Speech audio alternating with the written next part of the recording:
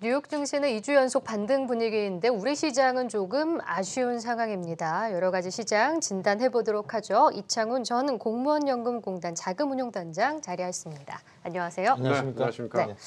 어제 미증시 흐름을 보면은 일단 채권 금리가 급등을 했습니다. 그런데 나스닥도 같이 갔어요. 어떻게 그러니까요. 진단을 하셨어요? 저는 이제 미국 시장이 굉장히 세다 네. 그렇게 생각했습니다. 왜냐하면 전반적으로 보여지는 모양들은 말씀하신 대로 금리도 올랐고 경제 지표도 부진했는데 그럼에도 불구하고 나스닥이 이렇게 올라가는 걸 보고 야 이게 역시 수급에 있어서 미국 시장이 무지하게 좋은 시장이구나 이런 생각이 들었습니다. 어쨌든 글로벌 자금들이 계속해서 미국 시장으로 들어가니까 어쨌든 조정이 나오면은 매수세가 기본적으로 있으니까 장이 돌리는 모양들을 보면서 하여간 좀 우리 시장하고 비교해서 좀 씁쓸했습니다. 그 보시기에 네. 미국 연준이 그렇게 금리를 올려도 네. 방금 말씀하신 대로 세다라고 네. 느낄 정도가 되면 앞으로 한 서너 번 올릴 때까지는 네. 계속해서 그 시장 반응은 네. 수급은 뒷받침될 수도 있다 이런 생각이 드네요. 어떻게 보십니까? 그거는 이제 좀 큰 거대 담론인 것 같은데요. 네. 과거의 이제 패턴을 보면 사실은 정상적인 상황에서 금리를 올릴 때 미국의 주가는 늘 좋았어요. 우리나라도 마찬가지. 전 세계적으로 보면 금리 인상을 하기 전에는 굉장히 두려워하지만 만약에 금리 인상이 되고 나면 초기에는 뭐 말씀하신 대로 몇 번 올 때까지는 주가도 같이 선행해서 가는 그런 좋은 모양이었는데 그거는 이제 왜 그랬냐면은 금리를 인상한다고 하는 거는 그만큼 경제가 좋아졌다는 얘기거든요. 그래서 견딜만 하기 때문에 금리를 올리니까 그러면은 이제 저희가 이야기할 때 금리가 올라가면은 주가 나스닥 같은 경우가 특히 이제 성장주가 타격을 받는 이유가 우리가 주가라고 하는 걸 이론적으로 이야기하면 미래의 현금 흐름 그거를 그렇죠. 적정한 할인율로 할인한 현재의 가치 그렇죠. 이게 이론적으로 주가잖아요. 네. 그러니까 금리가 올라가면은 할인율이 높아지니까 당연히 가격은 떨어지는 거죠. 그렇죠. 네, 그리고 이제 왜 성장주가 더 떨어지냐? 그러면 성장주는 지금 돈 버는 회사가 아니라 한참 뒤에 돈을 벌 회사들이잖아요. 할인율이 올라가면 뒤에 있는 건 더 디스카운트가 되니까. 근데 그럼에도 불구하고 금리를 올렸을 때 주가도 같이 올라가는 국면은 왜 나타났냐? 그러면 분모에 있는 기업의 이익도 같이 늘어났기 때문에 그렇기 때문에 금리가 올라가더라도 주가는 같이 올라가는 거죠. 전형적인 현상이 최근에 이제 미국 시장이었죠. 보면은 실적들 발표하면 금리가 올라가도 실적이 좋으니까 그렇죠. 주가가 반등하는 모양. 그런데 지금은 조금 달라요. 그래서 그렇게 낙관적으로 보기가 조금 어렵다 이렇게 얘기하는 게 뭐냐면 지금 금리를 올리는 이유는 경제가 좋아서 올리는 게 아니잖아요. 그렇죠. 지금 금리를 올리는 이유는 물가가 워낙 높으니까 그 물가를 어떻게 하든 좀 잡아보려고 금리를 올리기 때문에 사실은 그런데다가 이제 경제 자체도 전 세계 미국을 중심으로 한 글로벌 경제를 보면 숫자적으로 보면은 떨어지고 있거든요. 그러니까 경제 숫자는 떨어지는데 금리는 올려야 되는 이런 상황을 되게 애매한 거죠. 그래서 과거의 금리 인상과 주가, 경제 이런 패턴으로 보기는 좀 어렵지 않나 이런 생각이 듭니다. 네, 시장 상승의 배경 중에서 또 금리 정점론도 이야기가 나오고 있던데요. 이제 10년물이 거의 2% 가까이 되지 않았습니까? 1.97까지도 장중에 올랐으니까. 그래서 월가에서도 이제 2% 정도로 보고 있기 때문에 이제 많이 올랐다라고 생각하는 측면도 있을 것 같아요. 어떻게 보시나요? 그런데 이제 과거의 패턴으로 보면 그건 맞아요. 과거에는 그랬어요. 그런데 지금은 저는 조금 다르다고 봐요. 그러니까 오히려 이제 10년물 금리가 2% 올라가는 거는 좋은 거죠. 왜냐하면 2년물 금리하고 10년물 금리를 놓고 봤을 때 우리가 이제 2년짜리 금리는 미국 연준의 통화 정책하고 같이 움직입니다. 그래서 기준금리를 올릴 것 같으면 2년짜리 그 트레저리 빌이죠. 트레저리 빌 금리도 따라 올라가고. 근데 10년짜리 이제 미국의 트레저리 본드라고 이야기하는데 미국의 10년짜리 금리는 여러 가지 의미를 포함하고 있어요. 그 안에 이제 기준금리에 대한 이야기도 있지만 또 하나는 물가에 대한 이야기도 있고 또 제일 중요한 거는 경제 전망에 대한 것도 있거든요. 그래서 통상 이제 우리가 2년짜리, 10년짜리, 30년짜리 이렇게 세 개 채권이 제일 중요한데 2년하고 10년짜리 금리가 이렇게 격차가 벌어지면서 우리가 그걸 이제 일드 커브라고 이야기하는데 수익률 곡선이 이렇게 스티프해지면 좋은 거예요, 주식시장에. 그건 사람들이 생각할 때 물가도 좀 올라가고 경제가 좋아질 거라고 생각하기 때문에 심리적인 금리가 올라가니까 그건 좋은 건데 오히려 거꾸로 이 갭이 좁아졌을 때 그 갭이 좁아졌을 때는 단기 쪽에 금리는 올라가는데 사람들이 생각할 때 경제 전망이나 이런 것들은 좀 안 좋은 거죠. 그런 경우가 이제 주식시장이 나쁘죠. 그렇죠. 지금은 하여간 전반적으로 옛날의 패턴으로 이야기하기 가장 어려운 거는 물가가 너무 높다는 거예요. 물가 현재 시점에서. 그래서 그런 부분 때문에 과거의 어떤 이런 이 패러다임으로 시장을 보는 게 좀 어렵다 이렇게. 그럼 인플레이션 정점론에 대해서는 어떻게 보세요? 이번 주에 나올 이제 CPI가 7.2%로 나오고 그렇죠. 이제 피크를 칠 거다라는 말도 있던데 물가는 어떻게 보시죠? 그럼 좋죠.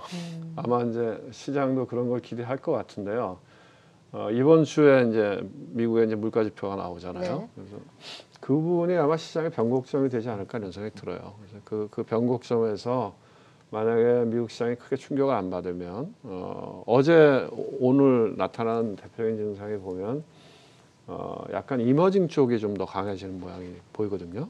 그래서 지금 보면은 어제 미국 시장 야간 선물 시장에서도 H지수나 이머징 마켓 인덱스나 중국의 차이나 A50 이런 선물들이 꽤 강했어요. 그래서 그리고 이제 나타난 현상이 뭐였냐면 달러가 굉장히 강했는데 달러 인덱스가 약해졌고 그 다음에 유가가 지금 90불 위에 올라갔다가 밑으로 떨어졌어요. 그러니까 지금 이제 유가를 굉장히 관심 있게 보는 이유가 말씀하신 대로 사실은 소비자 물가에서 유가가 차지하는 비중이 크니까요. 그래서 유가가 좀 꺾이면 이 물가가 조금 피크아웃할 가능성이 높지 않겠나 이런 기대감이 있어서 그리고 이제 또 하나는 중국이 제가 보기엔 동계올림픽 끝나면 동계올림픽까지는 뭐 코로나 같은 게 확산되면 안 되니까 굉장히 타이트하게 규제를 해왔을 것 같고 동계올림픽이 끝나면 아마 뭔가 이게 마켓을 이렇게 부양하는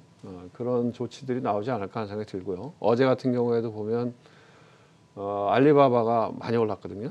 홍콩 시장에서는 빠졌는데 미국 시장에서는 그 DR이라고 그러죠. ADR 주식예탁증서 그게 꽤 많이 올랐어요. 근데 이렇게 왜 올랐지 하고 제가 이렇게 아침 뉴스를 보니까 뭐 중국에서 말하자면 우리나라 같으면 국민연금이나 국펀드 같은 데서 주식 시장을 부양할 것 같다 하는 그런 기사들이 좀 있었어요. 그래서 뭐 제가 보기에는 지금 앵커님 말씀하신 대로 만약에 이 상황에서 물가가 약간 피크아웃하는 모양이 나타나면 주가는 상당히 좋아질 수 있다 이렇게 봅니다. 그 중국의 수뇌부, 금융 관련된 수뇌부도 다 하버드대를 졸업하고 월가와 아주 네트워킹이 강한 사람들이 다 차지하고 있기 때문에 미국과의 어떤 그런 유대관계는 뭐 유대관계라 그럴까요? 하여튼 서로 관계는 상당히 긍정적으로 볼 것 같은데 인플레이션 말씀을 좀 계속하니까 이게 돈이 많이 풀려서 인플레이션이 생긴 거다라고 생각하시는 분들이 계시고 또 경기가 어느 정도 회복되기 시작을 하니까 거기에 따라서 생긴 현상이다라고 볼 수도 있는 부분이 있고 가능성은 제일 낮지만 근데 제가 보는 관점에서는 이게 공급 차질에 의한 병목 현상 오미크론으로 인해 가지고 모든 생산 뭐 소고기를 비롯해서 모든 이 곡물을 비롯한 다른 원자재 생산도 장이 많이 줄어버렸지 않습니까? 재고 물량이 많이 떨어져 버렸단 말입니다. 커패시티 이런 것들이. 그러다 보니까 이게 할 수 없이 오르는 가격의 인상의 효과인데 이거를 우리가 전통적인 의미에서 인플레이션으로 봐야 될지 아니면 단순히 단기적인 어떤 병목 현상에 의해서 생긴 건지 이게 원인만 제대로 진단이 돼야지 안 그러면 처방을 잘못 내려버리면 괜히 유동성 안 땡겨도 되는데 시장이 더 활성화될 수도 있는데 폭발하고 너무 조금 저희들이 단편적으로만 해석하는 부분이 있지 않나 하는 생각도 있거든요. 어떻게 보십니까? 그런 면이 있어요. 그러니까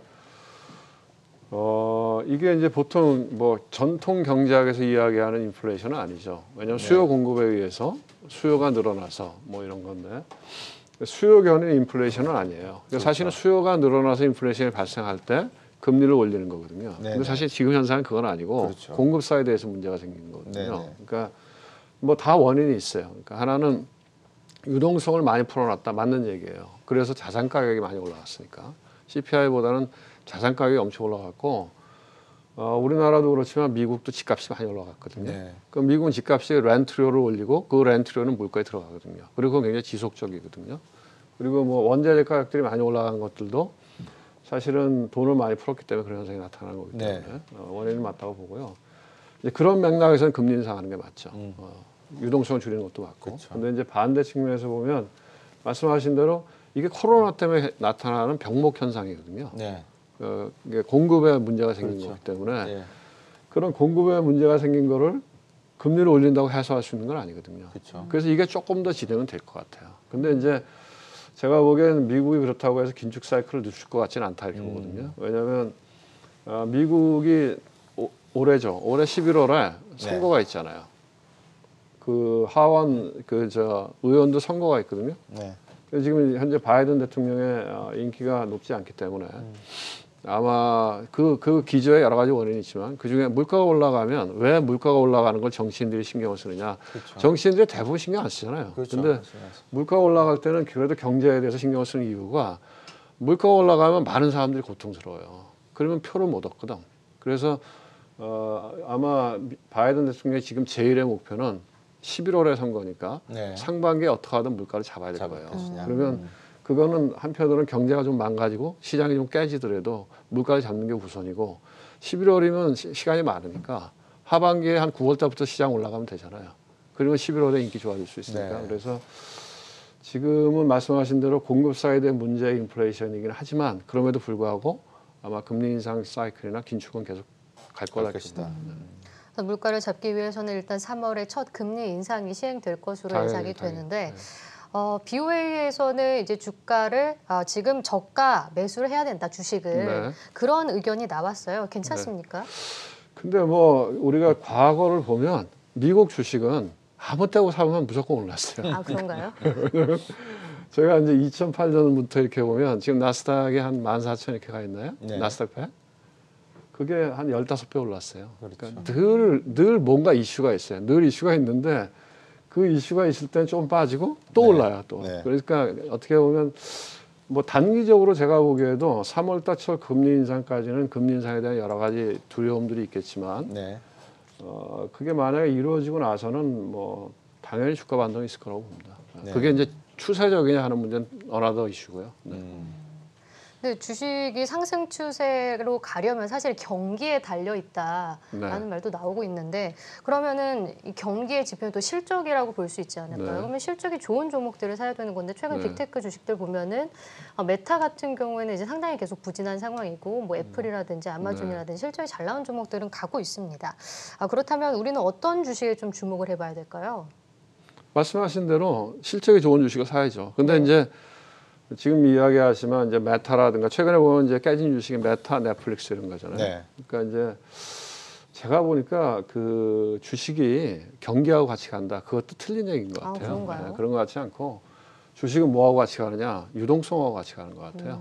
통화 정책과 유동성하고 같이 움직이는 것 같고 그런 맥락에서 봤을 때는 어떤 주식을 사요? 왜 그럼 메타나 넷플릭스 주가가 빠졌냐? 그러면 네. 실적이 안 좋은 것도 있지만 기본적으로 미래 성장성에 대한 베팅인 것 같거든요. 근데 이제 메타 같은 경우에도 뭐 이 메타버스 이런 쪽에 투자를 많이 해서 네. 그 부분에서 적자가 커졌다. 뭐 그건 제가 보기에 그렇게 큰 이슈는 아니었던 것 같고 오히려 이제 개인 프라이버시 보호가 강화되면서 개인 데이터 사용에 제한이 생긴 거죠. 그렇죠. 그래서 맞춤형 광고 같은데 문제가 생길 것 같다. 이게 결정적인 거거든요. 네. 또 하나는 이제 넷플릭스 같은 경우에도 신규 가입자가 이제 늘어나는 게 정체되기 시작했다. 그러니까 결국 무슨 얘기냐면 무지하게 밸류에이션이 비싼 주식들이잖아요. 네.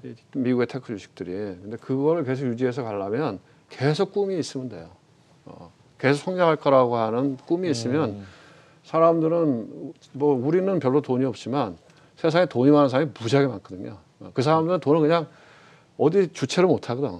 그럼 산다고. 그래서 저는 간다고 보는데 미래 성장성에 뭔가 의구심이 생길 때 네. 그럴 땐 부러지는 거죠. 그래서 밸류에이션을 보고 투자 그러니까 이건 스타일인데 제가 네. 보기에는 미국 나스닥 같은 주식을 투자할 때는 밸류에이션보다는 밸류에이션이 싸다 비싸다 별로 의미가 없는 것 같고요. 네. 미래 성장성이 계속 유지되냐 안 되냐 이게 포인트인 것 같아요. 이 시청하시는 분들께서 이제 방금 우리 이창훈 단장께서 말씀해주신 내용을 참고로 하면 제가 드릴 수 있는 말씀은 우리나라 주식에 투자하는 게 나을까, 미국 주식에 투자하는 게 나을까 이거를 견주어 본다면은 중장기적으로나 단기적으로 미국 주식이 더 세다. 말씀드릴 수 있을까요? 예, 그거는 제가 보기에는 뭐 돈이 많으신 분들은 예. 당연히 미국 주식을 달러로 해야 된다. 왜냐하면 대부분의 자산이 원화잖아요. 네. 근데 이제 그 달러 자산을 가져야 되는 것도 분산의 의미가 있는 거거든요. 그렇죠. 그리고 또 하나의 의미는 뭐냐면 제가 이렇게 30년을 이 시장에 있었는데 네. 미국 시장이 안 좋은데 우리 시장이 좋은 적은 없어요. 근데 이제 우리 시장이 안 좋은데 미국 시장이 좋은 적은 많아요. 그러니까 그렇죠. 확률적으로 봤을 때 뭐 어쨌든 이 시장 자본주의가 계속 진행되고 네. 있고 그 시장 자본주의를 끌고 가는 나라가 미국이기 때문에 아무래도 중심은 그쪽에 있지 않나 하는 생각이 들고 그렇지만 이제 우리 시장을 봤을 때 너무 밸류에이션이 싸죠. 네. 상대적으로. 그래서 밸류에이션 메리트가 분명히 있기 때문에 만약에 이제 뭐 여러 가지 여건들이 좋아져서 만약에 달러 유동성이 바깥으로 나오고 뭐 여러 가지 이머징 쪽으로 자금이 흘러 들어올 때는 또 우리 시장이 한번 움직일 때는 굉장히 모멘텀이 세잖아요. 네. 그래서 우리 시장도 당연히 투자를 해야 된다. 근데 미국 시장하고 이렇게 같이 병행하는 게 좋다. 네.